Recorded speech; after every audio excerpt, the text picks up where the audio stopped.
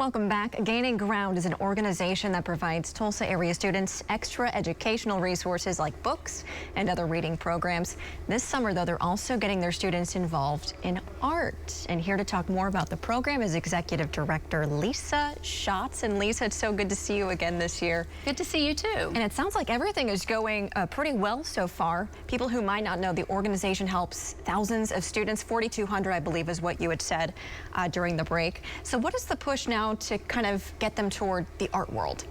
Well, you know, our book program, we provide 4,200 kids with home libraries. So we want to close that reading gap for the summer by building home libraries, but now we want to grow them as readers, learners, critical thinkers. And so we brought in the arts in a project-based learning module. So the students studied dance, visual arts, and then they studied music.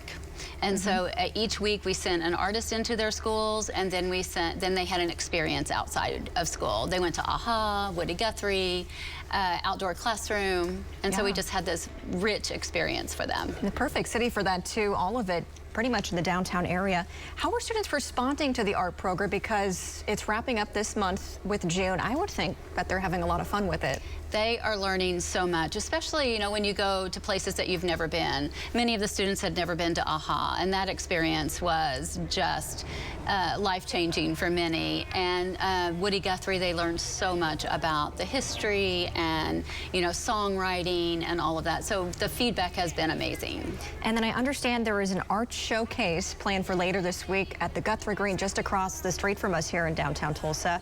What is that going to be like? What are the hours for that? Yeah. So all 220 kiddos from 6 different schools are going to merge onto Guthrie Green, and from 10 to 11:30, the art show will be going on. So the students will be able to basically tell you the impact of their art and their learning in the community. And we're asking for community members to come to give them feedback.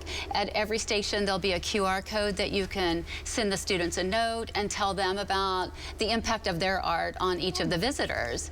And so then there'll be student performances at 11, and then we'll close with a big flash mob dance, hip-hop dance that they all learned. And it sounds super fun. Yes. For that, and that's going to be on Thursday. And then we've talked in the past about the summer book bus, and that is always a huge hit. The bus literally filled with books, all books kids can, you know, love.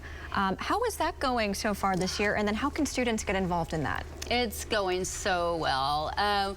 We board our bus every Wednesday at 8, and we don't get done until 8 o'clock that night. Oh, wow. And I think we have 27 stops every Wednesday.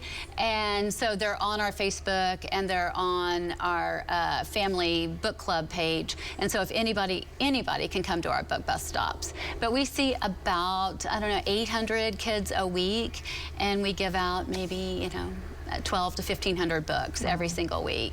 So it's going well. Yeah, and it's a great way for them to keep up with their skills during the summer months. Right. We give them challenges every week, and so they can post on our Facebook page, and we give $25 gift cards for winners each week, and really just encouraging thinking, reading, and writing about books all the time. Well, we thank you for what you're doing in the community. That's wonderful.